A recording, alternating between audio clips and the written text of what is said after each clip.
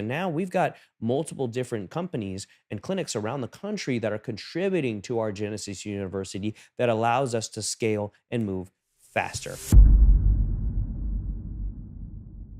If I've said it once, I've said it a million times. When you want to scale and make sure that you take care of all the operational complexities that come with scaling, you need two things: SOPs, standard operating procedures, and core values. You literally have to do those from the beginning. And trust me, if you're already doing business and you don't have them, it's okay because we didn't have SOPs at the beginning. We did have core values though. Check out the SOPs video and the core values video in the description. Click on the links to figure out how we do SOPs, how we do our core values, and how you can actually utilize them and roll them out in your clinic. How do we monitor clinics to ensure they're sticking to the SOPs and their core values? Well, a couple different things. One, we have secret shoppers.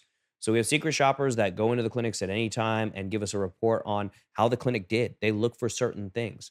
Number two, we have third-party audits. So we make sure that we're always auditing our systems.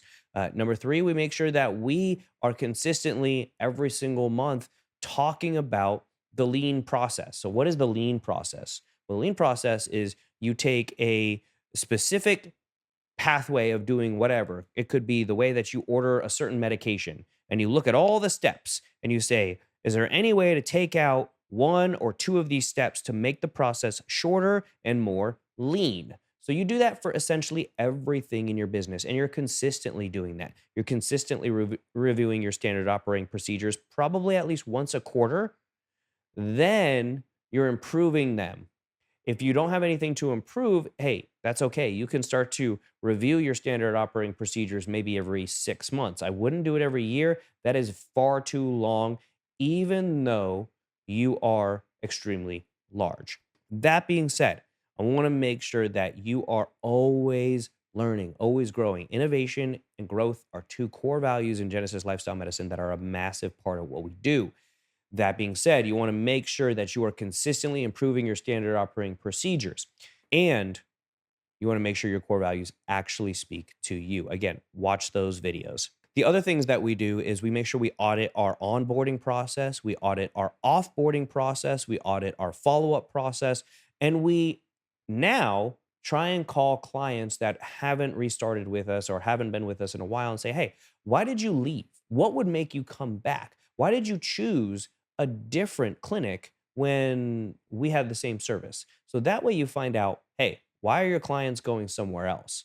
And as a result of that, you have the opportunity to change those things about your business to keep those clients in your business forever or win those clients up front. So you never have to worry about losing clients after paying tens of thousands of dollars sometimes for these clients to walk in the door. The second thing that we do really in terms of scaling is having a very, very hefty onboarding and training platform and a communication platform.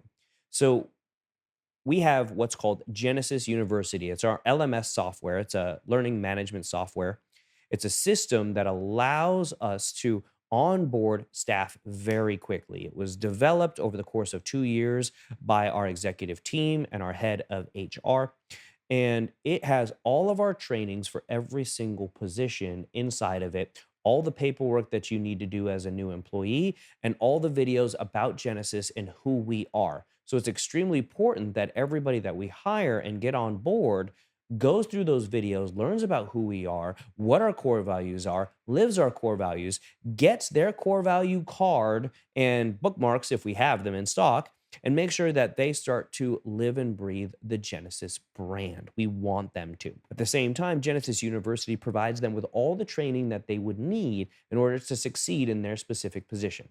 From MA to front desk to provider to clinic director, every single person has trainings in there that they need to review, they need to follow, and they need to understand.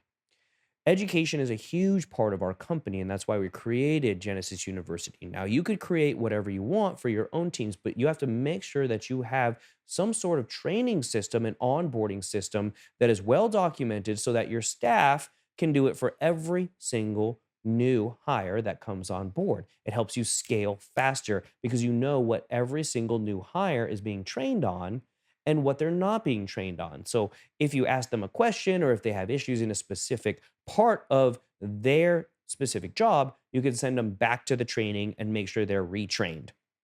It took us forever to build it. So we built it using multiple different things: cameras, iPhones. We use Scribed and other online platforms that allow you to take screenshots of your clicks and what you're doing every single day. So that will help you build those standard operating procedures, help you build those videos, help you build that university for your company. If you don't know what to put on it, ask your staff, hey, what are some things that we could explain a little bit better? What are some things that a new hire, if they were to come on board, that we need to teach them, and start to have them take part in it, have them record videos. And now we've got multiple different companies and clinics around the country that are contributing to our Genesis University that allows us to scale and move faster. We also use Facebook, or it's called actually Workplace for Meta. So it's built by Meta, which is Facebook, and it's Workplace, which is essentially a Facebook for businesses. Now, it's going away in 2026, so this video needs to be updated in the future. However, for now, we use Workplace for Meta. It's a great place for communication, camaraderie, shout outs, follow ups, updates. We put them all on that community so everybody can see it. Now, you can use Slack, you can use Discord, you can use any of those other systems to where everyone in the community in your company can speak, talk, learn from each other. When you have just one clinic or maybe even two clinics, getting them together, having discussions with each other is extremely important. Now, if you try and have more than that, more clinics, you're expanding, you're growing, you want to make sure you do have some sort of central platform that you're always talking with each other about, as well as making sure that you guys are having some sort of actual meetings. Now, in the entrepreneur organizational system, the EOS model that Genesis runs and that my other companies run, we have a couple different meetings. The main ones are quarterly meetings. So every quarter, for 1 day or 2 days, we get all of the executive upper staff in a room and we talk about Genesis. We talk about the future. We talk about what we're working on. We talk about what we worked on the last quarter. We talk about what was doing well, what didn't do well, what we need to change, and where we're going. And we make sure that all the executives are on the same page so they can speak to their teams. The second thing that we do now is monthly all staff meetings. Now, we have over 200 plus staff members at this time, and I believe it's growing by the day. That being said, we make sure that all staff are on these meetings. And as a result of that, we've actually copied what's the NVIDIA model, where the CEO of NVIDIA does not meet personally with any of their managers. We used to, but now at this point, we've got 60 plus managers. It would take 2 days straight of meetings without sleeping in order for us to meet with everybody. So we just can't anymore dedicate that time. So we've gotten to the point where it's all staff meetings, meaning everyone from the janitor up to the highest executive are on that meeting. And again, we're talking about Genesis, what we did right the last month, what we need to improve upon, new announcements, new services, etc. And we have that meeting every single month. Now that rolls downhill. The meetings at each location by the manager are usually run weekly.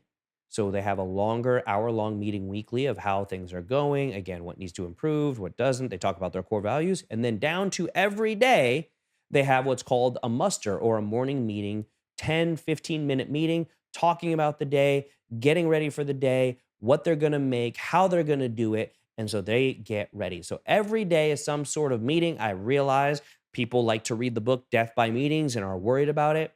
Look, when you're at the top and you run multiple locations, your life is meetings, meeting with executives, meeting with marketing, meeting with strategic partners. You're going to have meetings all day long. That's just how it is. The people below you in your exec positions and in the front end positions, providers, front desk staff, etc., they should have meetings every day with each other to make sure they're on the same page and ready to succeed, ready to grow. The last thing is core values. Your core values are extremely, extremely, extremely important. They will help your culture stay strong. They will help you grow a massive company across multiple different states and keep that culture very, very strong. So, what do you do when your clinics don't follow your standard operating procedures or your core values? You need to go down and you need to make sure that they're quickly corrected and, in certain cases, reprimanded. Many times, you as a leader need to take accountability. We have accountability as one of our core values. And what that means is, if this person is doing something wrong, did I teach them how to do it right? Do I have SOPs of how to do it right? Did I explain to them multiple times how to do it right before they did it wrong? If you didn't, that is your fault as the business owner. You put those standard operating procedures in, you put that system of accountability in, and you teach them and you improve them. If you were to fire somebody who was always wrong the first time that they were wrong or made a mistake, guess what? You'd never have any employees. It's as simple as that. So you need to make sure that you're looking internally. Did I help this person succeed? Now, if you've done all the SOPs, you've trained a person multiple times and they still aren't getting it or they just can't do the job, that's the time to let them go.